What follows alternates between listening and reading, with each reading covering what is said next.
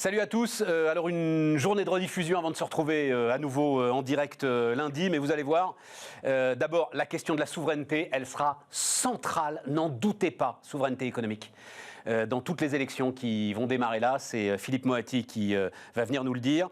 Et puis ensuite, on va être avec nos entrepreneurs, alors ceux qui sont au plus près du secteur de la restauration, ceux qui sont alors en train de faire des miracles pour permettre... Alors j'allais dire aux paralytiques de marcher, mais oui, c'est pratiquement ça, mais vous verrez ça avec l'exosquelette de Wondercraft. Et puis de quoi agrémenter nos assiettes. Allez, c'est parti, c'est Bismart. Philippe Moati, économiste et cofondateur de l'Obsoco, Observatoire... Société et consommation. Société et communication. Non, et consommation. Et consommation. La communication, c'est nous. Voilà, ouais, c'est ce qu'on va faire. C'est ce qu'on va faire maintenant, Philippe. Philippe qui a écrit une tribune, ça devait être dans les Échos, je crois. Dans le Monde. Dans le Monde. Le Monde, en lettres gothiques. Autour de l'affaire Carrefour. Vous allez dire, quoi, encore l'affaire Carrefour? Oui, les amis, puis c'est peut-être pas la dernière fois même qu'on en parlera de l'affaire Carrefour, parce qu'elle me passionne, l'affaire Carrefour. Et Philippe Moati, donc, qui évidemment connaît très très bien l'univers du retail, l'univers de la grande distribution, etc. et tout, commence par être très très gentil avec le ministre de l'économie. Je me suis demandé quand j'ai lu ça, Philippe, si vous le pensiez sincèrement. Vous dites, soit c'est un calcul politicien, voilà, hein, d'interdire aux Canadiens Couche-Tard de racheter Carrefour, soit un sursaut stratégique de la part de Bercy pour être présent dans l'économie des plateformes. Je ne sais pas si Bruno Le Maire, il a lu cette phrase, mais à mon avis, elle est encadrée au-dessus de son lit, tu vois.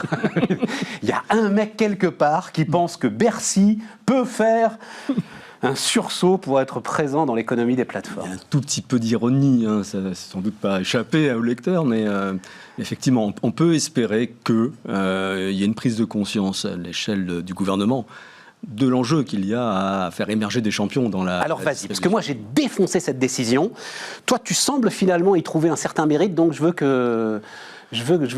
t'écouter. Voilà. D'abord, effectivement, ça va dans le sens du poil de l'opinion. Je crois qu'il ne faut pas se voiler la face, et je pense même que c'est la principale motivation. Là, on a beaucoup parlé du monde d'après la pandémie. Nous, on fait des enquêtes au fil de l'eau. Hein. Depuis le premier jour du confinement, on n'arrête pas de sonder les Français en qualitatif, en quantitatif.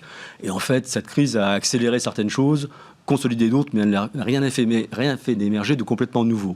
Ce qui a vraiment percé, qui était déjà là, mais qui s'est intensifié, c'est un souci souverainiste, identitaire, quoi. En quelque sorte, une logique de fermeture, de repli sur soi, à toutes les échelles. On a vu le terme de souveraineté, de réindustrialisation, de relocalisation pointé en tête du débat public. Et les Français sont très, très chatouilleux actuellement sur cette question-là. Tout à fait. Donc on imagine mal Carrefour, quand même, bleu, blanc, rouge. Hein, et premier employeur de France. Premier employeur de France. Et c'est pas n'importe lequel, c'est celui avec lequel on a un contact quotidien, qui est partout dans nos villes, quoi. On n'a pas ce rapport avec beaucoup d'entreprises du CAC 40. Hein.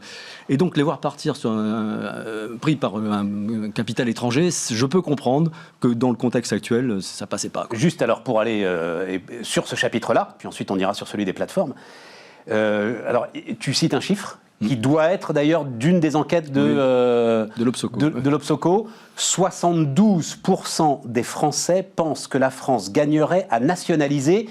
Et tu fais une parenthèse, c'est-à-dire qu'en faisant le sondage, vous expliquiez bien le sens malentendu. Voilà. Donc, nationaliser, rendre public une partie des entreprises dont la production est essentielle au bon fonctionnement du pays. 72%. Alors évidemment, Philippe, j'y crois. Je te le dis très franchement, je n'y crois pas. Oui, il faut situer ça dans le contexte. Un sondage, les gens n'ont pas une demi-heure pour réfléchir à la réponse, c'est un peu épidermique, mais quand même. Ah, mais c'est énorme. Mais quand même. Ouais. Donc quand on parle de souverainisme, il y a effectivement un terreau actuellement très puissant. Sur ce 72%, tu as tous les tampons, tous les parchemins, c'est... 72%, c'est un vrai sondage, il est fait... Absolument. Mais de manière générale, le souci de repli géographique, En fait, il réunit des extrêmes. On va évidemment trouver des identitaires, assez à droite sur l'échiquier politique, qui voient l'étranger comme une menace, un péril dont il faut se protéger, que ce soit sur le plan économique ou culturel. Et de l'autre côté, vous avez les écolos, ceux qui sont très sensibles à la question de la crise écologique et qui voient dans les excès de la mondialisation et une activité productive qui est éclatée aux quatre bouts de la planète, là, l'une des racines du mal. Donc, en fait, ça vous donne un socle de population extrêmement large qui attend une forme de relocalisation de l'économie. Voilà. Et de retrouver la maîtrise de notre économie par rapport à une mondialisation qui nous en a fait perdre cette maîtrise, incontestablement. J'écrivais parce que je me suis permis d'en faire un tweet de ton chiffre tellement il m'a saisi, Philippe, et je disais, les amis, enfin si vous êtes dans l'environnement Bismart, qui est le nôtre, qui est plutôt effectivement international, ouvert, libéral, je crois qu'il va falloir éteindre la télé si on veut survivre à la campagne. Vous ne vivez pas dans le même monde, non, mais c'est très clair. Il va falloir éteindre la télé si on veut survivre à la campagne présidentielle, non Philippe? Peut-être, mais je crois que ça... Parce que 72%, ça veut dire que tous les acteurs politiques vont aller sur le terrain de la défense, bien entendu, du nationalisme. C'est quasiment le seul point qui peut réunir un socle solide, et encore une fois, qui va draguer un peu de tous les côtés, quoi. Ça a déjà commencé, vous avez vu remonter la figure de Arnaud Montebourg, qui était un peu le champion de la démondialisation. Ça peut menacer Emmanuel... Enfin, pardon d'aller sur ce terrain-là, mais ça peut menacer Emmanuel Macron, ça, quand même, parce que il est plutôt l'image... Oui, Emmanuel Macron, c'était la mondialisation heureuse, c'était la Start-up Nation. Exactement. Nous avons réalisé l'année dernière une étude sur les utopies. À quelle société idéale les Français rêvent-ils? Et on avait testé 3 grands modèles de société, dont, en gros, la Start-up Nation, l'utopie californienne, quoi. On avait appelé ça l'utopie technolibérale.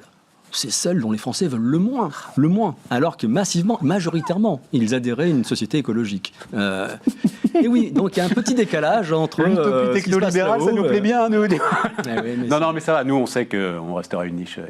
Non, mais ça veut dire que, sérieusement, politiquement, il va falloir qu'Emmanuel Macron gomme cet aspect de son personnage. Absolument. Bon, il a commencé à le faire. Tranquillement, mais il va falloir en rajouter une petite cuillerée, disons. Bon, et l'autre point que tu mettais en avant, c'était le changement, et ça aussi ça m'intéresse beaucoup d'en discuter avec toi, le changement d'image des grandes surfaces dans l'opinion au regard de tout ce qu'on vient de traverser. Enfin, oui et non, en réalité. Alors vas-y là-dessus, ça m'intéresse. Ça fait des années que je sonde l'opinion sur l'image de la grande distribution, et on est confronté à une sorte de paradoxe. C'est-à-dire que quand on interroge les Français sur leur confiance dans la grande distribution, dans les enseignes de la grande distribution, en restant là, dans la formulation, c'est une défiance massive qui est exprimée. De même d'ailleurs que pour les industriels de l'agroalimentaire. Qu'est-ce qu'on met derrière le mot confiance ? Confiance en général, voilà. Oui, confiance, selon les confiances sociales, on considère que le terreau de la confiance, c'est la reconnaissance dans l'autre de la compétence, de l'intégrité et de la bienveillance. Voilà. Il m'est arrivé de faire une étude approfondie sur ces 3 points concernant la grande distribution. Compétence, oui, on leur fait crédit, ils sont compétents dans leur métier. Par contre, intégrité et bienveillance, non. Non, voilà. Donc ça, c'est chronique, et ça fait très longtemps que ça dure, si vous voulez. Pendant la crise sanitaire, on l'a mesuré à plusieurs reprises, juste après le début du premier confinement, il y a eu une poussée de confiance, parce que c'était quasiment notre seul lien avec le monde réel. Et on a compris à quel point c'était important. Et ils ont assuré, incontestablement. Puis très vite, on est revenu à la normale, quoi. Et donc on a, par rapport à la question de la confiance, un clivage, mais qui ramène à la discussion de tout à l'heure, entre une défiance énorme entre tous les gros acteurs, ce qu'on pourrait appeler les élites, quoi. Et dans le monde de l'économie, c'est les grandes entreprises, c'est les géants du numérique, ce sont les banquiers, les assureurs, les enseignes de la grande distribution, les grandes marques de l'agroalimentaire, tout ça, c'est massivement de la défiance que ça suscite. Alors qu'en haut du palmarès, suscite de la confiance l'artisan, le petit commerçant, la petite entreprise, le paysan, etc. Et ça se renforce. Ça, c'est la sympathie pour les petits, la confiance dans les petits, c'est renforcé pendant la crise sanitaire. Et ça va avec le local. On retrouve cette logique de repli sur soi et de défiance à l'égard d'un système, en réalité. Ça exprime ça. On n'a plus confiance dans un système dont on a le sentiment qu'il ne roule pas pour le bien commun. Et même qui nous rend victimes de la marche du monde, quoi. Et donc, si on a de la sympathie pour le petit, c'est non seulement parce qu'il est incarné par de l'humain, alors que le grand, c'est une institution. Donc, on se reconnaît en lui, mais on reconnaît en lui une victime, lui aussi, du système. Et ça crée un lien d'empathie. Donc, il y a quand même un terreau très inquiétant dans l'esprit français actuellement. Même quand les gars se sont mis en 4 pour qu'il y ait du fromage râpé dans les rayons, quoi. Oui, mais on a plutôt reconnu le rôle du personnel, des caissiers et des caissières, bien plus que celui des premiers patrons. Corvées. C'est un formidable trouvaille. Mais non, mais en même temps, c'était quoi tes 3 éléments? La compétence, l'intégrité, la bienveillance. Et la bienveillance. En fait, ça colle, c'est-à-dire que comme ils sont compétents, oui, ils vont pouvoir se mettre en 4, et derrière, ils vont s'en foutre plein les fouilles parce qu'ils sont ni intègres ni bienveillants. Absolument. On a même noté dans nos enquêtes qualitatives que ça créait, aux yeux du public, une sorte de dette. La grande distribution a profité quelque part de la crise, effectivement, ses chiffres d'affaires ont été boostés incontestablement. Incontestablement. Et donc, elle est en dette à l'égard de son personnel d'abord. Ça, ils en sont conscients, Philippe. Ouais, je sais, mais il y a un décalage entre ce que font les acteurs et la perception qu'en a le public. Et là, le fossé est très grand. Ils en sont conscients, mais vu effectivement... À l'arrivée, tu n'as quand même que 2% de marge. Je sais bien. À l'arrivée. Ce qui n'est pas du tout la perception, effectivement, du public. Donc, on a déjà testé ça dans une enquête. Vas-y. La question était formulée de la manière suivante. D'après vous, sur un caddie d'une valeur de 100 €, une fois que la grande surface a tout payé, et on énonçait ses fournisseurs, son personnel, ses frais d'électricité, ses loyers, etc., combien reste-t-il de bénéfices nets ? Donc effectivement, la bonne réponse, c'est 2 à 3 €, donc 2 à 3% de taux de marge net. La réponse moyenne qu'on obtient, c'est 32%. 32 €. Voilà. Donc évidemment, et après on pose la question de savoir si les marges de la grande distribution sont justes, fair. Ah non, elles ne sont pas justes, évidemment. Tout à fait. Non, c'est super intéressant parce que, alors, ça pour le coup, je ne sais pas s'ils en ont conscience. C'est-à-dire, beaucoup d'entre eux se disent, et alors peut-être un mot sur l'industrie agroalimentaire aussi, se disent, on a un levier, là, on a une chance historique pour essayer de se réconcilier avec la population, etc. et tout. Je t'entends et je dis, les mecs, n'y pensez même pas, quoi. Oui, alors, et l'industrie agroalimentaire. Je voudrais juste nuancer un tout petit peu cette défense à l'égard de la grande distribution, parce que quand on resserre un peu la focale et qu'on ne parle pas de la grande distribution, qu'on parle par exemple de Carrefour ou d'Intermarché, c'est mieux. Ah, ouais. Et quand on parle de son magasin Carrefour ou de son magasin Intermarché ou Leclerc, c'est encore mieux. Et on bascule plutôt dans la confiance. Là. Et est-ce qu'il y a entre justement les indépendants, mais les gens ne le savent pas ça, entre les Intermarchés, Leclerc Système U et Carrefour Auchan? Non. Après, ça reflète l'image qu'on a de la compétitivité de l'enseigne. Ouais. À ce moment, il y a un petit bonus pour les indépendants par rapport aux intégrés, mais ça ne résulte pas de la gouvernance. Et dernier point, j'en profite, pardon Philippe, mais quand on marie les deux là, parce qu'à un moment, c'est vrai que dans le débat sur Couche-Tard, on va revenir sur Couche-Tard, on s'est dit, non mais Bruno Le Maire, il est gentil, mais Lidl, il a fait le job. Ils sont allemands, ils ont fait le job. Est-ce que là, les Français font une différence? Pas du tout. Aucune. Pas du tout. Non, mais pas du tout. Non, mais c'est compliqué. Avoue que c'est compliqué quand même de gérer l'ensemble de ces histoires-là. Prendre des décisions politiques en ce moment. On est démocrate. C'est ça. On est patriotique, on est souverainiste, mais on va faire les courses chez Lidl, quoi. Ouais, absolument. C'est l'enseigne qui progresse le plus depuis plusieurs années. Bon alors, revenons derrière sur ce que tu appelles l'économie des plateformes. C'est-à-dire que l'essentiel de ton point de vue, c'est de dire la grande distribution, elle est à la rue. La grande distribution française, elle est encore aujourd'hui à la rue. Dis-moi pourquoi, Philippe. Parce qu'elle a raté en gros le virage du numérique. Alors la messe est dite dans le non alimentaire, à part quelques marques très fortes, et d'ailleurs je mets dans le même bain les marques industrielles et les enseignes de distribution, à part quelques-unes qui sont très très fortes et qui ont réussi à capter du public sur Internet en complément de ce qu'ils font en magasin, la plupart aujourd'hui n'occupent qu'une position tout à fait marginale. Internet est dominé par Amazon, voilà, alors, dans le non alimentaire. Dans le non alimentaire. Pour l'instant, dans le non alimentaire. L'alimentaire est resté en friche pendant des années. Il y a eu un petit emballement au moment de la nouvelle économie. Et puis très vite, moi qui connais bien ce milieu, on disait non, c'est bien pour les livres parce que ça rentre dans la boîte aux lettres et que c'est complètement formaté. C'est éventuellement bien pour tel type de produit, les produits techniques. Mais voyez, l'habillement, par exemple, non jamais parce qu'il faut essayer, etc. Puis alors, l'alimentaire, vous n'imaginez pas les problèmes logistiques que ça pose, le dernier kilomètre, le contrôle des températures. Donc ça ne marchera jamais. Ça sera trop cher. Ça sera réservé à une élite parisienne, etc. Et donc, ils ont tous ouvert leur site à ce moment-là, parce qu'il fallait, pour la bourse, montrer qu'on était dans la nouvelle économie. Mais en fait, pendant 20 ans, il n'a quasiment rien fait. Je mets de côté le drive.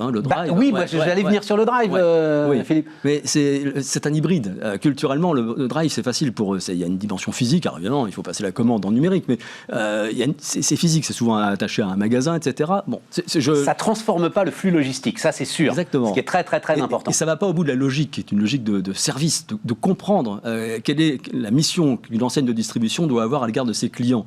La grande distribution française, elle est née dans le contexte des 30 Glorieuses, quoi. Donc elle a une logique industrielle. Elle va chercher les produits à la sortie des usines et elle les met dans les meilleures conditions possibles à disposition des consommateurs localement. Mais c'est une logique descendante, amont, aval.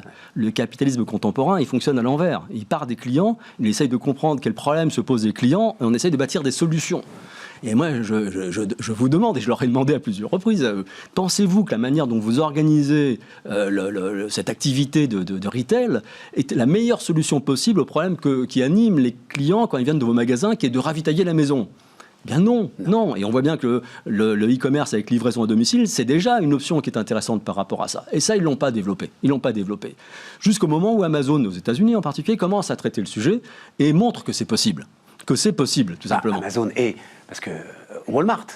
C'est-à-dire, pendant que vous vous félicitez des succès de votre drive, eux, ils inventent une serrure connectée qui fait que le gars, il va mettre les courses dans le réfrigérateur, quand même, le gars de Walmart. Hein. C'est-à-dire que Walmart a compris la menace, très vite. Premier distributeur du monde, hein, les amis, 500 milliards d'euros de chiffre d'affaires, je crois que c'est ça à peu près. Possiblement dépassé en 2021 par Amazon, ce sera intéressant. Voilà, en tout cas, non, mais juste pour donner une ordre de grandeur, c'est toujours très important. 500 milliards d'euros, l'ensemble Couche-Tard Carrefour aurait fait un peu plus de 100 milliards d'euros à peine. Voilà. Tout petit, c'est tout petit. Oui, à l'échelle du monde, c'est tout petit. Donc Walmart a compris, alors aussi avec un retard à l'allumage, hein, mais sans doute parce que Amazon était plus proche géographiquement, a compris qu'il y avait une vraie menace là-dessus et a investi mais massivement pour essayer de ne pas se faire marginaliser. Mais il faut voir la disproportion entre les moyens engagés et les résultats. C'est très très modeste, hein, très très modeste. Et donc ça veut dire quoi? Ça veut dire que nos grands distributeurs là, ils sont en train pour l'instant de vivre le chant du cygne, c'est-à-dire ils sont en train de vivre sur des acquis qui petit à petit vont se désagréger. Ils ont laissé une pieuvre se développer. Alors qui est donc déjà la mainmise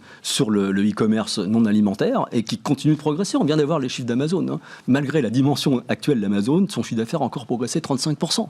35% sur une base qui s'était déjà accrue à peu près la même base. C'est complètement dingue. C'est absolument monstrueux. Quoi. Mais donc des ils moyens ont racheté une chaîne, une grande chaîne qui s'appelle Whole Foods. Voilà. Visiblement, Rodolphe Bonas que je recevais, qui a été voir un petit peu. On sent, pour l'instant, ils n'en ont rien fait. Voilà, il n'y a pas la patte d'Amazon autour de Whole Foods. C'est parce qu'ils ont récupéré quelque chose d'existant. En parallèle, ils sont en train de créer leur réseau d'épicerie. J'ai cru comprendre qu'ils s'apprêtaient à l'étendre beaucoup plus vite en passant à la franchise, ou à une formule de ce type-là. Tout à fait. Bref, donc, ils y vont tout droit. Dans le physique. Voilà, ils y vont. Voilà, ils vont dans le physique. Donc l'idée de se dire, bon, à la limite, on a perdu la bataille de l'Internet, mais c'est pas grave, on gagnera la bataille du physique et pendant longtemps, de toute façon, le physique pèsera plus lourd que l'Internet. Je crois que c'est fini, ça. Amazon nous montre que ce qui l'intéresse, c'est de maîtriser les marchés de consommation. Et en réalité, bien plus que les marchés de consommation, mais ce qui nous préoccupe ici, c'est les marchés de consommation. Quoi.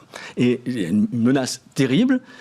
On a pris du retard. Je pense qu'il est impossible aujourd'hui pour nos distributeurs pris un à un de contrer Amazon dans ce positionnement de généraliste. C'est absolument impossible, c'est trop tard. Le seul sursaut qu'on pourrait avoir, c'est une sorte d'union sacrée de grands distributeurs à l'échelle européenne. Qui réunissent des moyens, mais j'y crois pas d'abord parce que c'est des frères ennemis, oui, c'est ça, que ça sera anticoncurrentiel. Tout ce que tu me dis me fait dire, mais bon Dieu, parce que, alors peut-être que c'est pas à la hauteur, mais enfin ils étaient quand même prêts à mettre 3 milliards par an sur la table, Couche-Tard, justement pour essayer d'avancer dans le plan de modernisation. Ça aurait été, à mon avis, beaucoup plus efficace et beaucoup plus rapide que cette alliance des grands distributeurs européens. Je n'y crois pas un instant. Je pense qu'il y a la deuxième option qui est possible, et c'est celle-là que je me disais peut-être que c'est ça que le gouvernement a dans l'esprit lorsqu'il met son veto, pour garder Carrefour comme un acteur avec lequel on pourrait compter pour mettre en place une politique. Quoi. C'est de bâtir des plateformes locales. On l'a vu pendant la crise sanitaire, pendant le confinement, un tas d'initiatives qui réunissaient quelquefois la grande distribution et des petits commerçants de quartier, quoi, qui se sont montés sur les territoires et qui ont été une sorte de parade, qui ont rencontré un vrai succès, parce que ça rencontre en plus ce désir de local de la part des consommateurs et des citoyens. Donc il y a une opportunité, je pense, mais il faut la saisir très très vite. Ça s'appelle Système U, ce que tu décris. Non, c'est beaucoup plus ambitieux que ça. Je pense qu'il faut une union sacrée de ceux qui ont les compétences requises à haut niveau, parce qu'on a bricolé là pendant le confinement, à haut niveau, c'est-à-dire la Poste, d'autres logisticiens, des spécialistes de la data, du marketing, des boîtes de télécom, des gros acteurs de l'économie française qu'on réunit avec des distributeurs et on réunit des compétences pour être capable d'implanter sur les territoires des plateformes locales qui font de l'alimentaire, du non alimentaire, des services, de la vie démocratique locale, etc. Voilà, c'est peut-être un rêve, mais c'est un projet qui a une chance d'aboutir, parce que Amazon est trop gros pour attaquer le marché comme ça. Il le fera, hein, mais il ne l'a pas encore fait. Donc on a une chance peut-être d'arriver à tirer notre épingle du jeu. Non. Un peu fumé quand t'as inventé ton truc là, hein, de non, je crois l'union pas. Sacrée de l'ensemble des gros acteurs. Non, les grands acteurs ensemble, ça je crois pas. Dans un monde idéal, là, la Poste, compétences. Géodis, machin, etc., qui viendraient. Quand on regarde ce qu'on a fait durant les belles heures des 30 Glorieuses avec le plan, ça correspondait à ça, des grands projets nationaux où l'État fait le rôle de rapprocheur, de marieur, on combine les choses dans un cadre de grand projet. On est au bout, on se reparlera. Tu ne peux pas me dire d'un côté, le capitalisme a changé, il part de l'individu pour remonter, et me dire que l'État aujourd'hui peut encore planifier et peut encore avoir... Impulser, favoriser, inciter. Tout va trop vite pour lui, Philippe. C'est possible. C'était passionnant. Philippe Moati, donc l'Obsoco, qui était notre invité sur Bismart. On repart les amis. Alors comme je vous le disais, on va radicalement changer d'ambiance là pour le coup. Salut Florent Malbranche, donc avec nous, PDG, cofondateur de Brigad. Bonjour. Alors on dit un mot, puis après tu vas me raconter comment tu gères tout ça. C'est-à-dire, Brigad, c'était il y a combien de temps j'ai dû noter ça quelque part. 5-6 ans 5-6 ans, c'est ça, on a lancé l'activité en 2016. Et l'idée c'était l'appli pour les extras. Les extras de l'hôtellerie-restauration. C'est ça. L'appli super pratique qui s'occupait de tout, qui donnait d'ailleurs une forme d'indépendance, de garantie, notamment de garantie juridique, de sécurité, etc. Tu faisais tout pour les extras. Exactement. Sur des missions de 24-48 heures, parfois plus courts. Et donc là, bim, tout s'est arrêté. 14 mars, tout s'arrête. Tout s'arrête en France d'ailleurs, en Angleterre et aux Pays-Bas. Les 3 pays sur lesquels on était présents. Impossible à anticiper, évidemment. Évidemment. C'est jamais arrivé. Donc là, on regarde un peu spectateur ce qui se passe. Et la première chose à laquelle on pense, c'est la communauté. On a 15 000 personnes sur la plateforme, 15 000 personnes qui comptent sur nous pour travailler, pour gagner de l'argent et donc pour vivre. Ouais. Et donc là, se pose la question de qu'est-ce qu'on fait ? On a toujours considéré qu'on était une plateforme qui avait une forme de responsabilité. Jamais trop rentré dans ces débats-là. C'est-à-dire ce sont des partenaires, en fait, les indépendants qui travaillent avec nous. Sans eux, on n'est pas grand-chose. Et sans nous, en fait, ils sortent. Et puis, donc, tu facilitais l'ensemble de leur démarche. Exactement. Enfin, non, vraiment. Et du coup, c'est une formidabilité. Exactement. Et du coup, on a besoin d'eux. On a besoin de prendre soin d'eux. Donc, première décision, c'est comment on les sécurise financièrement. Ça, c'est extrêmement important. Et alors, comment t'as fait ? On met en place un fonds de solidarité qu'on autofinance dès le, je sais plus, 24 ou 48 heures. Et ben, ça coûte cher. Et donc, on décide de mettre ça en place et on vient sécuriser les utilisateurs qui sont le plus dépendants, en fait, qui gagnent le plus d'argent sur la plateforme parce que, de facto, sont les plus impactés par la crise. Et donc, on finance pendant quelques semaines un espèce de filet de sécurité pour quelques centaines d'euros. Mais parce qu'il y a déjà eu, il a mis du temps à se mettre en place le fonds de solidarité. Ça, c'est le deuxième élément de l'État, voilà. Tout à fait. Mais toi, au-dessus même que... Non. Donc, en fait, c'est notre première réaction. C'est-à-dire qu'il faut faire quelque chose. Ouais. Donc, on prend cette décision et on vient sécuriser 75% des revenus des personnes très dépendantes de la plateforme. Combien ça représente combien de personnes ? Ça représente quelques centaines de personnes et en coût, ça nous a coûté quelques dizaines de milliers d'euros. D'accord. J'ai plus le chiffre. D'accord.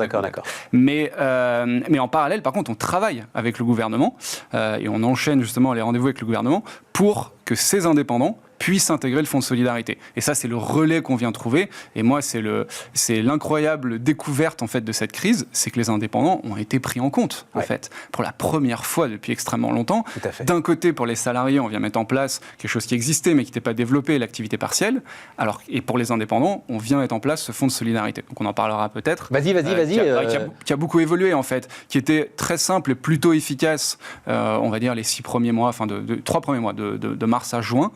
Ensuite, qui a disparu parce que reprise, réouverture des restaurants. Et d'ailleurs, pour nous, c'était plutôt une bonne nouvelle. Et reprise super forte d'ailleurs, super dynamique, etc. Pour nous, excellente nouvelle. Et d'ailleurs, c'est ce qui fait qu'on a hyper confiance en l'avenir. C'est que l'activité repart instantanément sur la plateforme. Les missions retombent partout en France, pareil en Angleterre. Mais alors donc, quand ça a refermé là en novembre, fonds de solidarité différent alors à ce moment-là, exactement. Fonds de solidarité différent à ce moment-là. Alors, pas différent tant dans les montants et les conditions d'accès, mais beaucoup plus contrôlé. Il y a sûrement eu des fraudes et des abus, ça on l'entend, mais la conséquence première, sans rentrer dans le détail, c'est que les délais s'allongent en fait. Et aujourd'hui, il y a des milliers d'indépendants qui attendent 1 mois, 2 mois, 3 mois pour toucher les aides. C'est quoi c'est 1 500 euros, c'est ça ? 1 500 euros maximum. Hein. À condition d'avoir perdu au moins 50% de son chiffre d'affaires. Mais ça veut dire qu'il faut que tu aies quand même déjà une année d'activité, c'est-à-dire il faut que tu aies un bilan à présenter pour avoir les 1 500 euros. Pas forcément, non. Il y a plusieurs façons de comparer son chiffre d'affaires. Et là aussi, tu leur as apporté une aide, c'est-à dire Brigade du conseil. C'est ça, voilà. De l'assistance, bien sûr. Évidemment. Comment faire, qui appeler, quelle démarche entreprendre, etc. Tout à fait. Mais peut-être qu'on peut souligner, et qui est probablement le plus important, c'est qu'en fait, c'est bien les aides, mais il faut leur retrouver du travail. C'est ça notre rôle en tant que plateforme. Nous, ce qu'on veut, c'est apporter des missions sur la plateforme. Et ça, c'est le deuxième. Évidemment, on les a aidés. Évidemment, on a fait tout ce qu'on pouvait pour qu'ils aient accès à ce fonds de solidarité. On s'est aussi appuyé d'ailleurs sur certaines organisations syndicales. J'en profite pour souligner le travail exceptionnel qui est fait par Indépendant.co, qui est fait par Union, qui viennent justement en soutien de ces indépendants-là et qui peuvent les assister. D'ailleurs, d'ailleurs je passe le message, qui peuvent les assister en cas de situation un petit peu compliquée. Très intéressant, absolument. Donc ça c'est un travail magnifique qui est réalisé et qu'il faut souligner. Nous, en parallèle, en fait, il faut trouver des missions. Et c'est là, d'ailleurs, où je suis extrêmement fier des 12 mois qui viennent de passer, c'est qu'on a réussi à passer... depuis le début, je dis, Brigade, c'est une start-up dans les RH. C'est pas quelque chose dans l'hôtellerie-restauration. L'hôtellerie-restauration, c'est le premier pan, première industrie à laquelle on s'attaque. On a déjà eu la discussion, on a parlé plein de fois. J'ai vraiment à cœur que les gens comprennent ça. Et en fait, ça nous a donné l'opportunité de ça. Qu'est-ce qui s'est passé au début de la crise, en fait? Les EHPAD, les cliniques, les maisons de retraite, mais les gens ne voulaient plus trop aller travailler, en fait. Et donc, ils avaient besoin... En fait, tous ces établissements sont plus ou moins des gros hôtels, en fait, médicalisés. Et de la restauration. Et de la restauration. Tout à fait. Exactement. Et donc, c'est là, en fait, où nous, on a eu le plus d'impact et le plus de valeur ajoutée. C'est qu'on est passé de 0 mission sur ce secteur à plusieurs milliers par mois en quelques mois. Avec une formation particulière, alors j'ai appris ça. Exactement. Il faut une formation particulière pour aller bosser en EHPAD quand même. Il faut savoir travailler dans un milieu médicalisé. Voilà. Ce qu'on sert dans un EHPAD est forcément un petit peu différent de ce qu'on peut servir au restaurant. Et donc, c'est là où on a eu le plus de valeur ajoutée, en fait. C'est offrir cette formation. Enfin, offrir financièrement, c'est pas le point, en fait. C'est prendre le temps de l'organiser, en ligne, évidemment, et faire en sorte que toutes les personnes... C'est-à-dire qu'elle n'existait pas, la formation? Si, elle existait, mais il fallait la rendre accessible. Donc, on s'est appuyé sur des partenaires pour le faire. Et donc, on a pu former comme ça des centaines de cuisiniers, de chefs, aux contraintes du milieu, on va dire, médical ou médico-social, et qui, aujourd'hui, réalisent des missions dans tous ces établissements. Et ça, c'est absolument... Les équipes chez Brigade ont été incroyables là-dessus. C'est génial, quand même, bien sûr. Plusieurs milliers de personnes, tu dis? Plusieurs milliers de personnes, bien sûr, oui. Ouais. Et alors maintenant, est-ce que tu n'es pas quand même, parce que tu dis, je suis très optimiste, parce que dès que ça va rouvrir, ça repart? Il y aura une phase de relance, évidemment. Mais il n'y a pas un certain nombre de tes gars qui se disent, oula, plus jamais ça, moi je change de métier. Ou plus jamais ça, moi, indépendant. Waouh, c'est terrible, je veux rentrer dans une boîte. Indépendant, non. Il n'y a pas de sujet là-dessus. Personne ne nous l'a remonté. Bah non, parce qu'ils ont été reconnus une fois de plus, en fait. Et donc ça a été difficile. Non, mais ça a été difficile. Mais on a vu, en fait, les opportunités sont quand même multipliées. Oui, il y en a qui sont allés vers d'autres secteurs. Et d'ailleurs, quand on leur demande, on arrive à un chiffre d'à peu près 30% qui se pose la question de est-ce que j'ai vraiment envie de continuer dans l'hôtellerie-restauration? C'est normal. On est au plus dur de la crise, en fait. Quand on pose la question maintenant, c'est dur d'être optimiste. Mais on ne va pas rester comme ça. En fait, le monde, ce n'est pas un univers de rues fermées avec des terrasses empilées. Je n'en peux plus de voir cette photo de chaises empilées. Mon Dieu, mais nous aussi, quoi. Et donc, ça va revenir, c'est évident. D'ailleurs, on le voit en Italie, ça revient en Angleterre. Parce que nous, en fait, j'entendais juste avant, on parlait de regarder l'international. Ouais. C'est extrêmement important, surtout dans une crise comme ça-là. Ouais. Nous, on a notre équipe en Angleterre qui est prête aussi. On voit que les deadlines en Angleterre commencent à être un petit peu affinés. En France, c'est vrai qu'on est toujours dans le flou. Je leur jette pas la pierre, c'est extrêmement compliqué comme situation, mais on sait que ça va réouvrir, en fait. Et comment est-ce que tu entretiens? Parce que certains de tes gars, alors oui, il y a eu l'été, mais on va dire certains de tes gars ne bossent plus depuis 6 mois?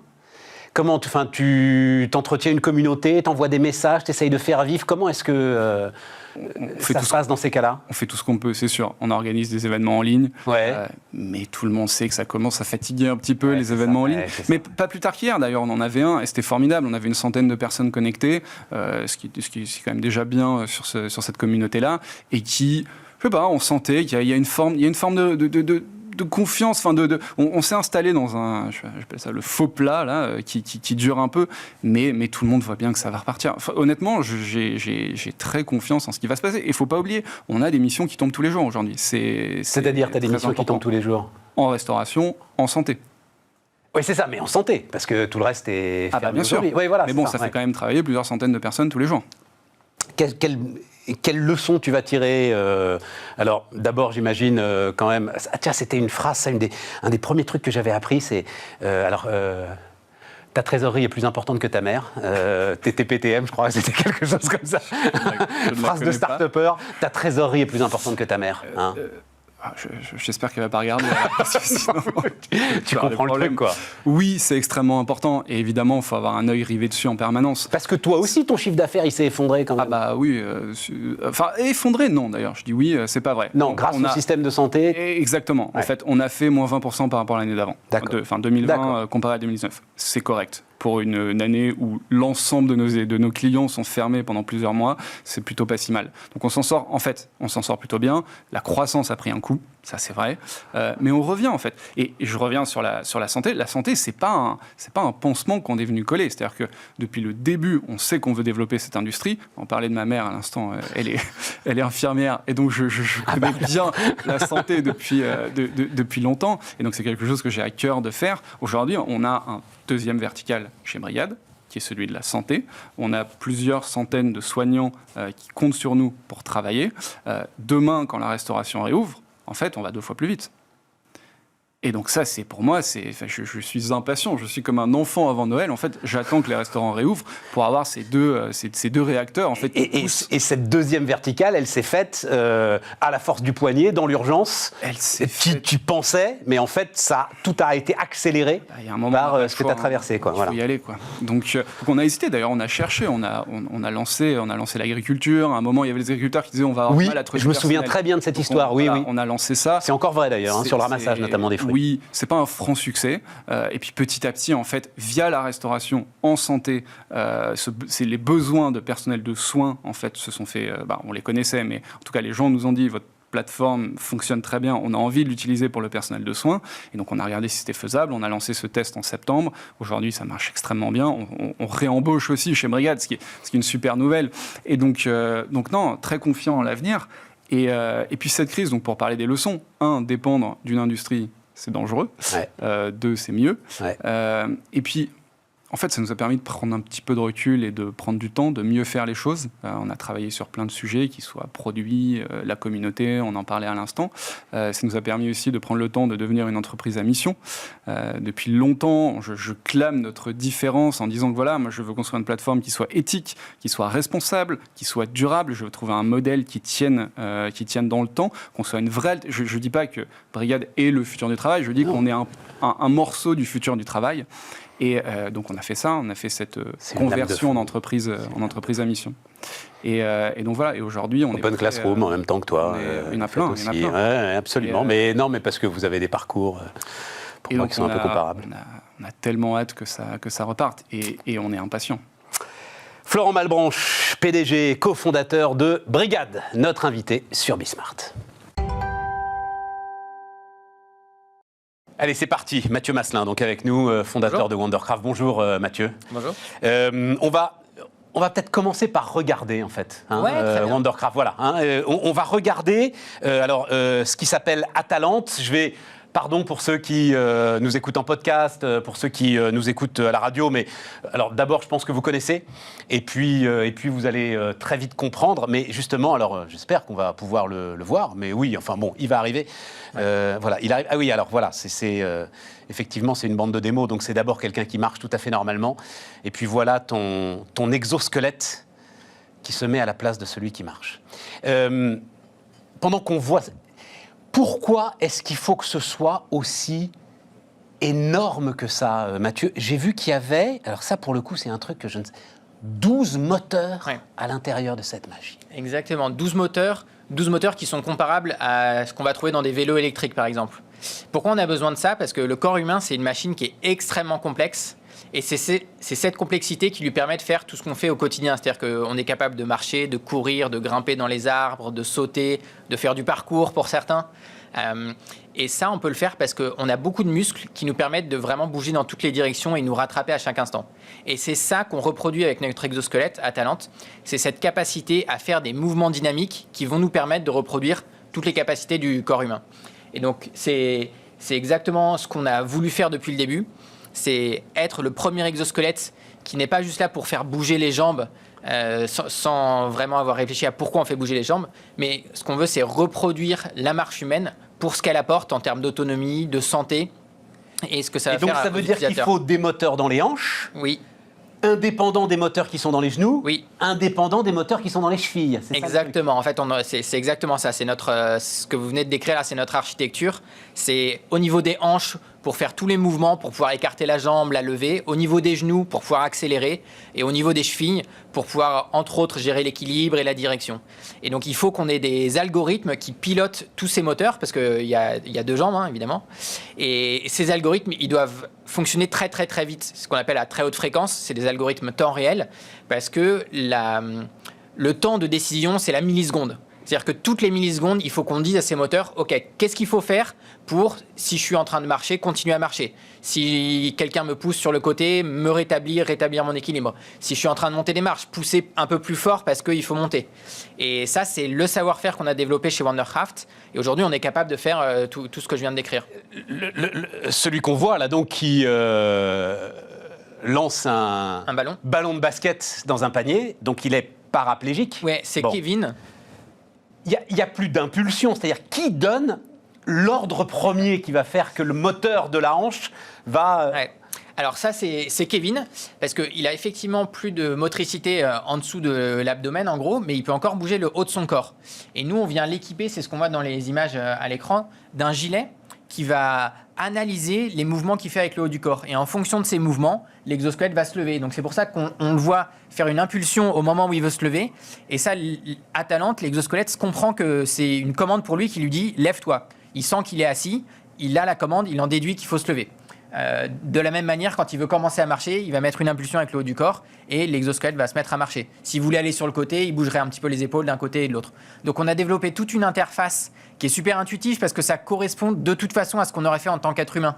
Alors peut-être de manière un petit peu plus marquée pour la marche, mais par exemple quand vous voulez vous lever, vous faites exactement ça, une grande impulsion vers l'avant parce que vous créez la dynamique qui vous envoie vers l'avant et ensuite vous vous relevez. Et donc lui, Kevin, il a appris finalement à marcher avec Atalante ou...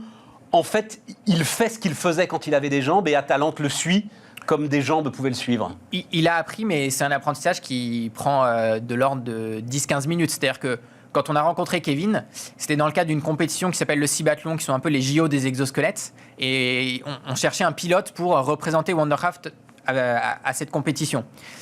On l'a fait monter dans l'exosquelette, il s'est mis dedans, il s'est levé instantanément, il a commencé à marcher dès le début. Donc en fait, l'apprentissage est très rapide. Après, pour maîtriser parfaitement, effectivement, on s'améliore au fil du temps parce qu'on comprend mieux comment la machine va réagir et puis on arrive à mieux fonctionner avec elle. Mais marcher avec Atalante, c'est quelque chose qui se fait le premier jour où on rentre dans Atalante. Et tout ça, c'est quoi? C'est 8 ans de boulot? Ouais, on a commencé en fin 2012. Alors, c'est vrai qu'à l'époque, en fait, on a commencé, on n'avait rien. Donc, on est parti vraiment de zéro. Et quand on a commencé, beaucoup de gens nous ont dit, c'est pas possible, en fait. Déjà, faire marcher des robots, les plus grands labos de robotique s'y sont cassés les dents. Alors, imaginez qu'un robot va accueillir un être humain qui va le perturber dans tous les sens, on ne sait pas ce qu'il fait dedans, et que ça va marcher. On a eu beaucoup de scepticisme. Et aujourd'hui, c'est génial parce que, par exemple, là, vous voyez les images de Kevin. Au Cibathlon, on a fonctionné devant tout le monde. Tout le monde a pu voir qu'effectivement, aujourd'hui, avec notre exosquelette, on marche, on monte des escaliers, on tourne et on est capable de faire tout ça juste avec l'exosquelette. Je me souviens, Mathieu, que Wandercraft est resté silencieux pendant de très nombreuses années parce que tu portes un tel espoir, en fait, avec cette machine, que tu ne voulais surtout pas, justement, aller au-delà, que la promesse soit en fait trop forte pour ceux qui sont aujourd'hui paralysés. Aujourd'hui encore, il faut être clair, moi je vois bien dans tout ce que tu communiques et ce que vous communiquez, je trouve ça très bien, c'est aujourd'hui c'est pour améliorer la rééducation. Ouais. Il n'est pas question de sortir dans la rue avec Atalante. Non, il n'est pas question de sortir dans la rue avec Atalante, mais on sait que c'est faisable. Et c'est ça qui a changé un petit peu dans les derniers 6-12 mois, c'est que aujourd'hui, on sait, parce qu'on a pu le tester chez nous, que c'est faisable. On est capable de gérer l'environnement réel. Le Cibathlon, c'était un bon exemple de ça. On était obligé de fonctionner sans aucune des mesures de sécurité qu'on peut avoir en centre de soins. C'est compétition entre les différents exosquelettes. Voilà. C'est ça, c'est un peu c'est les JO de toutes les équipes de recherche, etc. Même certains industriels quand ils veulent se confronter aux équipes de recherche. Et en fait, on voit qu'on est capable de gérer l'environnement urbain. Alors, ça ne veut pas dire qu'on a le produit pour et qu'il est disponible aujourd'hui, mais ça veut dire que aujourd'hui, on sait qu'on va réussir, en fait. C'est juste une question de temps. Est-ce que ce sera 2, 3, 4 ans ? avant que ça puisse devenir Mais mainstream. avec une machinerie qui sera aussi lourde que celle-là? Non, avec une machinerie qui sera beaucoup plus légère et beaucoup plus intégrée, on va dire. Aujourd'hui, ce sur quoi on travaille, c'est une nouvelle plateforme qui justement sera beaucoup plus compacte, beaucoup moins visible, on va dire, beaucoup moins encombrante et qui permettra de se déplacer un peu partout. Mais quand je lis améliorer la rééducation, Kevin, donc là, par exemple, lui ne marchera plus jamais sans A priori, non, sauf s'il y a des des améliorations. avancées Voilà, incroyables. exactement. Donc ça veut dire que c'est pour ceux qui peuvent encore avoir récupéré? Pas que en fait. Et c'est ça qui est super excitant en ce moment, c'est que on a commencé la commercialisation d'Atalante assez récemment, fin 2019. Et depuis fin 2019, il y a des équipes médicales, souvent celles qui sont le plus en avance, qui sont vraiment au forefront de la recherche, qui utilisent Atalante dans leur pratique clinique, au quotidien, pour traiter leurs patients. Et en fait, ils voient ce que nous, on ne peut pas savoir forcément en tant qu'ingénieur. Alors nous, on a des médecins dans l'équipe, etc., mais on n'est pas avec les patients au quotidien. Eux, ce qu'ils voient, c'est que ça peut être utile dans beaucoup de cas de figure. Et même pour des patients comme Kevin, par exemple, rien que le fait de se reverticaliser, ça a un impact important, très important sur leur santé. Et donc, par exemple... Tout le métabolisme. etc. Exactement. En fait, on discutait avec un professeur de médecine de la PHP, professeur Graciès, qui est quelqu'un de vraiment visionnaire aussi. Et ce qu'il explique, c'est que tous les tissus du corps humain s'altèrent quand on est en position horizontale prolongée. Et donc, c'est très important de remobiliser les gens, de les redresser, de les reverticaliser, de leur faire des choses debout. Et ça a un impact, alors qu'on est en train de quantifier à travers des études cliniques, mais sur la santé. Et par exemple, à Berck, qui est un de nos très grands partenaires aussi, c'est même pas des patients paraplégiques qui utilisent l'exo, c'est des patients tétraplégiques. Donc c'est une première mondiale. Ouais. Aucun autre exosquelette est capable de faire ça, parce que les autres exosquelettes reposent sur des béquilles, et on imagine bien qu'un patient tétraplégique, il ne va pas pouvoir utiliser de béquilles. Et en fait, ce qu'ils sont en train de voir, c'est les effets d'utiliser Atalante au quotidien avec ces patients. Donc on ne peut pas en parler encore avant d'avoir des résultats propres, nets, etc. Mais eux, ils voient un intérêt certain. Et donc là, alors, ce Nobel, là, Le prix Galien. Voilà, le prix Galien. Donc, association avec un laboratoire américain, c'est ça? Exactement. En fait, aujourd'hui, on est en train de s'ouvrir aux États-Unis, c'est-à-dire qu'on a l'autorisation de commercialiser notre exosquelette en Europe. C'est ce qu'on appelle le marquage CE dans le jargon. Et on a besoin de la même autorisation aux États-Unis par l'agence dont tout le monde parle en ce moment à cause de la crise Covid, la FDA. Donc c'est vraiment le sésame pour entrer sur le marché américain. Et pour avoir cette autorisation, on récolte un certain nombre de données, on fait un certain nombre de tests pour montrer que l'exosquelette est effectivement safe pour les patients. Et donc pour ça, on s'est associé avec un des plus prestigieux laboratoires aux États-Unis sur les aspects cliniques de la marche, qui s'appelle le Shirley Ryan Institute. Et cette association a été primée au prix Galien. Le prix Galien, c'est effectivement un peu le Nobel du médicament. Et ça, enfin, de la medtech, pas du médicament. De la medtech. Ils ont une partie sur le médicament quand même. Médicament aussi, ouais, d'accord. Il y a vraiment toute la santé. Après, nous, on concourait effectivement dans la partie medtech, ouais, et notamment dans la partie meilleure collaboration entre une boîte française et une institution américaine. Et moi, j'ai parlé avec des membres du jury. Alors, le jury, c'était vraiment du très très lourd entre guillemets, c'est-à-dire que c'était des CEO de Pfizer, GSK, des gens de la fondation Bill et Melinda Gates. Enfin, c'est vraiment des gens Top Gun. Ouais, des Top Gun, ouais. Et eux, ce qu'ils disaient, c'est ce pourquoi ça a été choisi Wonderhaft, c'est vraiment l'impact que ça peut avoir au quotidien sur un nombre incroyable de gens et pour lesquels aujourd'hui il n'y a pas de solution en fait. Vous prenez Kevin, si Kevin il veut passer beaucoup de temps debout, aujourd'hui il n'a pas de solution. Ouais, alors il nous reste 1 minute, je t'avais peut-être déjà posé la question et j'ai oublié la réponse. Ce que je trouve dingue, c'est une équipe d'ingénieurs il y a 8 ans. Pourquoi se lancer le plus grand des défis? C'est-à-dire, il y a ça et puis il y a aller sur Mars, quoi, en fait, globalement. Hein, on l'a bien compris comme défi. C'était quoi ton moteur? Un truc familial? C'est quoi l'histoire? Alors, on est plusieurs dans l'aventure. En 1 minute, si possible, Mathieu. En 1 minute, ouais. Nicolas, qui est mon associé, son moteur, clairement, c'est familial. Moi, mon moteur, c'était de me dire, je veux quelque chose qui soit à la fois complexe, parce que intellectuellement, c'est vraiment super stimulant. C'est tellement sympa de résoudre des challenges qui sont vraiment compliqués. Mais pas pour rien en fait, pas un challenge pour le challenge, un challenge qui a un intérêt pour le plus grand nombre. Et cette combinaison des deux, c'est ce qui fait vraiment la culture et l'ADN de Wonderhaft. Et ça porte ensuite. Hein. Ouais. C'est ça. En fait, Ça quand fait on une voit qu'on puissance que rien progresse, qu'on arrive de plus en plus à faire des choses qui, il y a un an, n'étaient pas possibles. En fait, quand on regarde en arrière, on se dit, il y a un an, c'était nul ce qu'on faisait, en fait, quand on regarde où on en est aujourd'hui. Et tous les ans, ça fait pareil, en fait. Tous les ans, on se dit, mais c'est pas possible que c'était ça qu'on faisait il y a un an. Il y a un an, on était content avec ça, mais en fait, c'était vraiment pas bien par rapport à ce qu'on est capable de faire aujourd'hui. Et voilà, c'est ça qui porte au quotidien. Ouais. Mathieu Masselin, le fondateur de Wondercraft.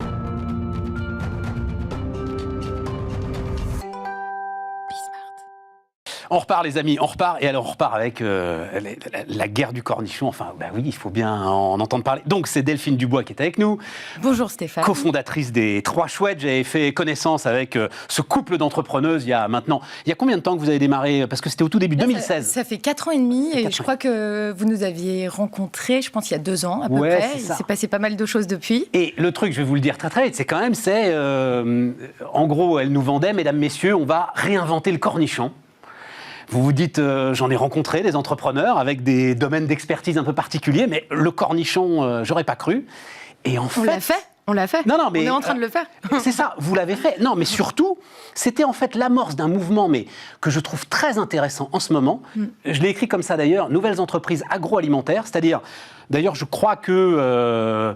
alors c'est Michel de Michel et Augustin, les petits sablés, qui a investi aussi chez vous. Au moment de la levée de fonds, qui a eu lieu là, cette année. Ouais. Il y a depuis quelques années une émergence de start-up de l'agroalimentaire. Est-ce qu'on peut le dire comme ça, Delphine? Et moi, je voulais commencer par là. Qu'est-ce qui permet aujourd'hui à de jeunes entrepreneurs de se lancer dans l'agroalimentaire, qui était quand même un domaine compliqué à adresser il y a encore quelques années? Oui, alors je pense que ça reste un domaine très compliqué. Ouais, ça reste compliqué. Ça reste compliqué, de l'étape du développement jusqu'à la mise sur le marché. Oui. Et après, le chemin n'est pas si simple. Il faut vraiment convaincre chaque consommateur un à un. Donc, c'est pas si simple. Après, je pense que c'est beaucoup de passion. La passion du goût, la passion de réinventer des choses, en fait. Et là, en l'occurrence, avec Elodie, on est parti d'un constat simple qui était que 90% des Français consomment du cornichon. 75% des Français qui achètent ces cornichons de marque leader pensent que c'est un cornichon français, mais non. Genre Amora, par exemple. Voilà, exactement, pour ne citer que. Et ils pensent que c'est un cornichon français, mais en réalité, c'est une filière qui existait en France, mais qui a été complètement délocalisée en Inde depuis le début des années 2000. Donc, avec Elodie, on avait cette passion de l'alimentation, on partageait sur plein de découvertes, mais quand on a eu vent de cette histoire, et puis qu'on est allé rencontrer ces producteurs... De ce scandale stratégique et patriotique, quand même, bon Dieu. On est allé rencontrer ces producteurs qui, en France, produisaient le cornichon français et qui se sont vus, du jour au lendemain, abandonnés par ces industriels. Et qui, du coup, aujourd'hui, limite... pour certains, perdent un peu de savoir-faire. Donc, en France, on perd ce savoir-faire sur le cornichon. On s'est dit, on veut une alternative. Il y a un savoir-faire sur le cornichon. Bien sûr. Et c'est un savoir-faire qui est... je veux dire, le gars qui fait du cornichon, par exemple, il ne peut pas faire du concombre. Qui vient de loin aussi, d'ailleurs. C'est de la même famille. D'accord, le concombre est quand même le cousin du cornichon, mais c'est une des cultures qui est la plus exigeante, puisque c'est une récolte tous les jours. C'est une récolte tous les jours. Tous les jours, en fait. D'un jour à l'autre, le cornichon peut doubler de volume. Donc, c'est une culture qui est très exigeante. C'est encore une récolte qui se fait à la main, encore aujourd'hui. Et c'est pour ça, d'ailleurs, que les industriels sont partis en Inde pour aller chercher une main-d'œuvre moins chère. D'ailleurs, vous les avez pas vraiment rapatriés, c'est-à-dire que vous avez trouvé un moyen de mettre d'autres légumes Exactement. Alors, dans le vinaigre doux à la place des cornichons, et c'est ça qui est génial. Tout à fait. La première étape de notre projet, c'est d'avoir trouvé une alternative à ce cornichon en proposant des pickles. Et ces pickles, qui sont réalisés à partir de légumes bio, mais de divers légumes, permettent aussi d'adresser d'autres usages que la simple raclette, je ne sais pas si vous en faites en ce moment, ou la planche de charcuterie qu'on connaît bien. Nos pickles de légumes permettent aussi de réveiller des assiettes végétales, puisqu'on est quand même sur une tendance de végétalisation des assiettes, mais également qu'on vienne très bien pour des apéros. Ça, c'est la première étape, c'est l'alternative au cornichon. La deuxième étape, et ça va venir cette année, c'est d'aller chercher ces producteurs français qui veulent bien, pour nous, se remettre à une culture du cornichon. Et nous aurons cette année, voilà, on vous en fera parvenir un bocal dès qu'il sort de l'atelier. Nous aurons normalement 2 recettes de cornichons français, bio et français, qui arriveront. Alors, il se trouve que, coïncidence, parce que cette interview est programmée depuis peut-être je ne sais pas combien de temps, au moins 2 semaines. Hier, donc Andros, tout le monde connaît Andros, rachète donc Spreewald de Conserve, que moi je ne connaissais pas, vous non plus visiblement. Vous connaissiez un petit peu? Non, mais un petit peu. Cornichon est-allemand. C'est une marque allemande, ouais. J'ai lu un peu le truc parce que vous veniez, c'est quand même super intéressant et ça vous donne raison.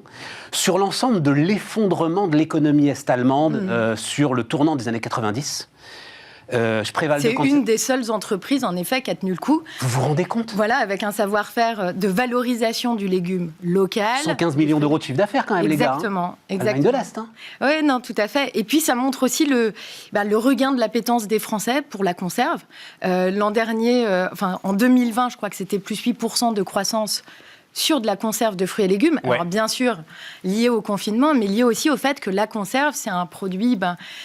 c'est de la sécurité, c'est consommer du légume toute l'année, c'est aussi la tradition un petit peu qui revient. Oui, mais alors, vous croyez que ça c'est une... Parce qu'effectivement, puis je pense qu'on l'a tous expérimenté, globalement, notamment au cœur du premier confinement, vous êtes au supermarché dans les heures autorisées, et c'est vrai que vous vous retrouvez devant l'étal de fruits et légumes, et vous dites, il y en a combien qui l'ont touché quand même, cette carotte? Et tout à coup, vous avez la conserve à côté, et vous êtes sûr que celle-là... Oui, tout à fait. Donc, elle a été aseptisée, quoi. Donc, oui, voilà, et puis... C'est peut-être c'est une lame de fond pour vous? C'est quelque chose qui peut durer, qui peut... Alors, ça durera, c'est sûr. Et pour moi, encore une fois, il y a eu l'effet du premier confinement. Il y a aussi une tendance de fond qui est de consommer plus de légumes, plus de fruits, végétal, voilà, plus de végétal, consommer du légume toute l'année, profiter, d'un... Voilà. Mais je reviens sur vos pickles, parce que c'est le défi entrepreneurial, moi, que je trouve... vraiment impressionnant. Parce que vous regardez ça, mesdames, messieurs, si vous êtes, beaucoup d'entre vous sont entrepreneurs, la masse d'intermédiaires, pour arriver à ce bocal, et pour arriver à ce que ce bocal de pickles, il soit dans les rayons de la grande distribution, parce que c'est quand même là que ça se passe. Ouais. Mais quel boulot de dingue! Pour le coup, je ne peux qu'en attester. Et c'est vrai qu'on s'efforce de faire un travail quasiment du champ à l'assiette. Mais vous êtes obligé. C'est-à-dire vous recréez toute la filière. Exactement. Donc on s'adresse à des producteurs en direct, installés près de chez nous. Même le vinaigre dans lequel sont ces pickles. Alors, le vinaigre, bien sûr, il faut le sourcer. Donc tous les approvisionnements sont faits chez nous. Donc pour la majorité, c'est quand même du légume qu'on met dans nos conserves et c'est le plus important. Et on fait tout ce travail aussi de remonter les filières. Pourquoi ? Parce qu'on a quand même en bio, alors la bonne nouvelle est tombée là en début d'année. En bio, par exemple, on n'a pas de sucre bio français. Donc on utilise du sucre bio du Brésil et on s'améliore au fur et à mesure sur les approvisionnements. Delphine, c'est pas un peu absurde d'aller chercher du sucre bio au Brésil ? Enfin, du sucre pas bio en France, il est quand même... Oui, je ne sais pas si dans le bilan de l'ensemble de la protection... Mais regardez, après, ça fait le cercle vertueux et que, de nouveau, on a des betteraves sucrières tout à fait. Françaises et bio. Voilà, donc ça, c'est encourager un cercle vertueux. Donc oui, du champ à l'assiette, c'est une démarche qui est compliquée. Là, ça fait 4 ans et demi et je pense qu'on commence à avoir de belles réussites à notre... Un mot, parce que je pense que c'est ça aussi qui est à l'origine de cette éclosion de start-up dans l'agroalimentaire, c'est la mutation de la grande distribution. Et il y a 10 ans, je pense que même rencontrer un acheteur, c'était même pas la peine. Là, en fait, ils sont demandeurs d'histoires comme les vôtres. Vous donnez en fait de l'imaginaire, des histoires, des combats dans leurs rayons. C'est passionnant en fait. Tout à fait, et j'ajouterai à cela, alors nous c'est plutôt la catégorie des condiments qui nous intéresse quand on regarde cette catégorie-là. Alors en plus, cette catégorie-là, dominée par des acteurs historiques, 80% du chiffre d'affaires des rayons condiments est réalisé par ces acteurs, et c'est vraiment des usages, peu d'innovation, des acteurs peu engagés. Aujourd'hui, on voit peu de bio ou de français dans ce rayon, et surtout tourner sur des usages de viande. Donc la moutarde, un rayon standardisé au possible, des cornichons tout verts, qui viennent sur les planches de charcuterie et sur votre raclette, voilà, j'adore ça moi aussi, hein, bien sûr. Voilà. Toutes les sauces possibles et imaginables à mettre dans les hamburgers, exactement, dans les trucs comme des ça. sauces tartare, des sauces... Mais c'est surtout, Samouraï, voilà, la moutarde qui accompagne quand même la viande. Bon, mais alors, donc nous, attendez, on veut souffler un vent d'innovation. Ouais, mais ce qui est génial, c'est réinventer tout ça. qu'ils le comprennent, puisque c'est donc Spice Capital, j'adore le nom, et donc c'est le family office de la famille Ducrot, c'est ça? Oui, donc exactement. Ducrot se décarcasse, enfin Ouais, tout à fait. Vous étiez né, vous, pour Ducrot se décarcasse? Il y a longtemps qu'on n'a pas vu Ducrot se décarcasse. Bah, Enfin, bon, mais bref, tout le monde connaît Ducrot. Et donc c'est eux, ils sont parfaitement conscients de ça. Et donc tout à fait. Bon. C'est eux qui vous financent en partie. Exactement, et on est ravis de d'avoir de ce partenariat. Et c'est vrai que la personne qui nous accompagne est la nièce du fondateur de la famille Ducrot, du fondateur Ducrot. Et c'est vrai qu'elle a vu toute l'évolution des épices en vrac Ducrot jusqu'à leur mise en petits pots dans les étals. Donc elle est passionnée par cette catégorie. Elle est vraiment au fait aussi que s'opèrent quand même des mutations dans les habitudes de consommation.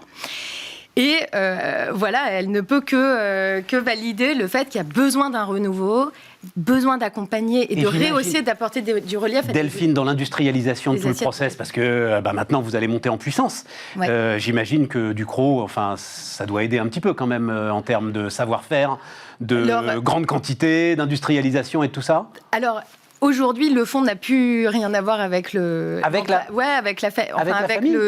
l'entreprise Ducrot qui s'est fait racheter par Marc Cormick. Mais en effet, c'est surtout de l'expertise, mais tout à fait. Voilà. Et puis on est aussi entouré par d'autres experts et heureusement, ça va. Enfin voilà, super intéressant. On va profiter à plein de donc, alors, j'ai pas encore montré, j'ai une magnifique photo qu'on va voir là, donc sur ce qui est maintenant justement cette déclinaison, c'est-à-dire ce que vous disiez. Donc, vous avez lancé, donc c'est une nouvelle marque qui s'appelle Mazette. Oui. Voilà. Et donc pour démocratiser vraiment ce pickles, l'installer à côté du cornichon. Et donc là, l'idée, alors regardez pas la photo parce que sinon, ça sera pas bien dans le micro. Vous la connaissez par cœur, vous de toute façon. Ouais. Et donc l'idée, c'est justement, comme vous dites, de relever l'ensemble des plats végétaux qui sont aujourd'hui. Exactement. Aujourd'hui, les condiments, les aides culinaires, on le voit en poupe. Les assiettes se végétalisent et l'idée, c'est de trouver ce qui va apporter du goût, de la texture, de la saveur. Donc, les pickles sont un exemple. Ça, c'est la première chose. La deuxième chose, c'est quand même, il y a une opportunité à apporter des condiments bio et français, on en a parlé. Et puis là, à l'heure du confinement, le condiment, c'est quoi? C'est ce qui fait passer une assiette ordinaire, l'assiette du quotidien, à une assiette de chef. Et les restos sont fermés aujourd'hui. Ce qui a été un choc pour vous d'ailleurs. Hein. C'était 40% de votre chiffre d'affaires. Oui, exactement. Donc ça a été... on a hâte de la réouverture de ces restaurants. C'était 40% du chiffre d'affaires. Alors heureusement, le lancement de cette marque Mazette en grande distribution a été un levier de croissance. Ouais. Mais on a tous envie de retrouver ces moments de partage au restaurant. On s'improvise chef chez nous et c'est pour ça qu'on utilise des condiments. Bon. Voilà, et enfin, il y a un éventail des possibles, un champ infini des possibles sur le condiment, pour voyager aussi. Un champ infini des possibles sur le condiment. Bravo Delphine. Merci Stéphane. Formidable aventure. Donc ça s'appelle Les Trois Chouettes, la marque Mazette, les pickles, tout ça. Vous avez tout ça pour l'infini des possibles.